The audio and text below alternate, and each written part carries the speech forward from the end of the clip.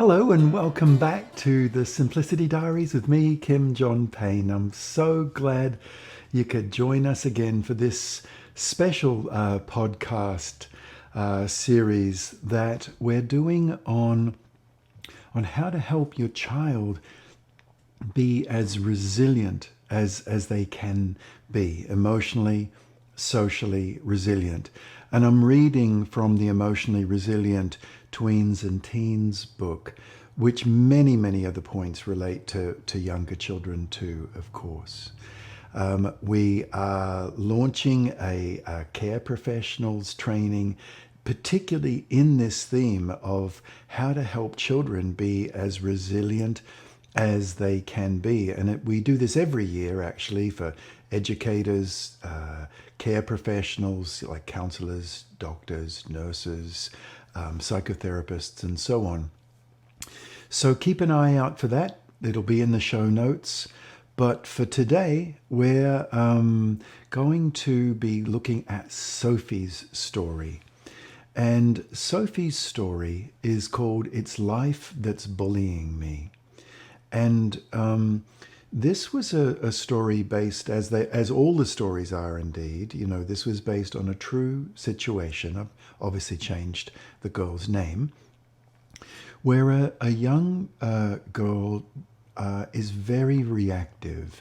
And that is so often the way with kids who get targeted and isolated, picked on and teased, is that they're reactive. And part of that reactivity we covered in the last podcast, which was about their cup being full up, life spilling into their cup, too much stuff coming into their little beings.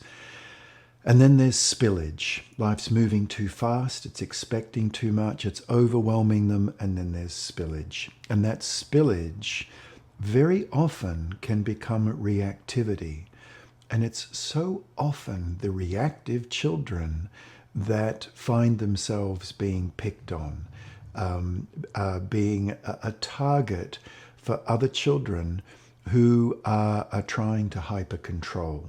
So there's this dynamic between the hyper-controlling child looking for what they can control, and then the child who's reactive, who feeds into that and is another kid that is easy to control because they're so reactive. And this is Sophie's story. The fast-paced, high-pressure, too much, too soon lifestyle that many kids lead is overwhelming to them.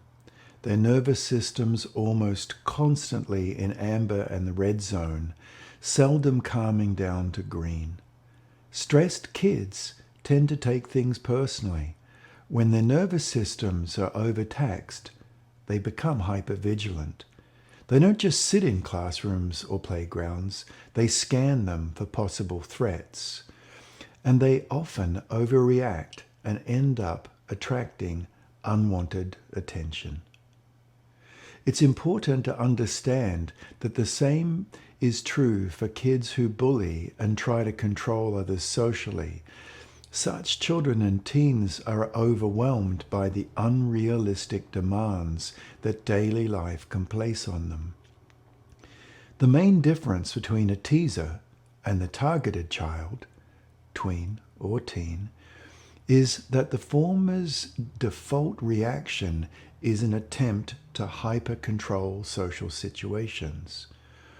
When their life pace becomes overwhelming, they grasp on for whatever they can control, including other kids, especially the ones who react openly and therefore can be manipulated. The more stress we put on kids, the more likely they'll be to become enmeshed in social problems and controversy. The opposite's also true. A child who's more at ease and relaxed is far more likely to shrug off put-downs and exclusions. They may even laugh it off, which can be disarming to the teaser and draw other children towards them because of their maturity, that they show and demonstrate. Now, this story explores both social polarities by walking through Sophie's journey to understanding why she is so stressed and reactive and what she did to change it. Firstly, some points of understanding. Even though everyone is doing way too much, it's not healthy. Living at a crazy pace can make you really vulnerable to teasing.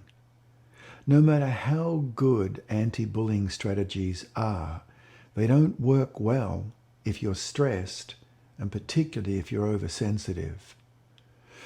There's no point trying to live up to other people's expectations or keep up with siblings or classmates if that leaves you exhausted and unhappy.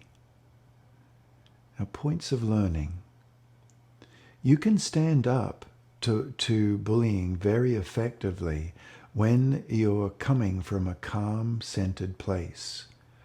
Dialing back the pace of life is not as hard as it may seem.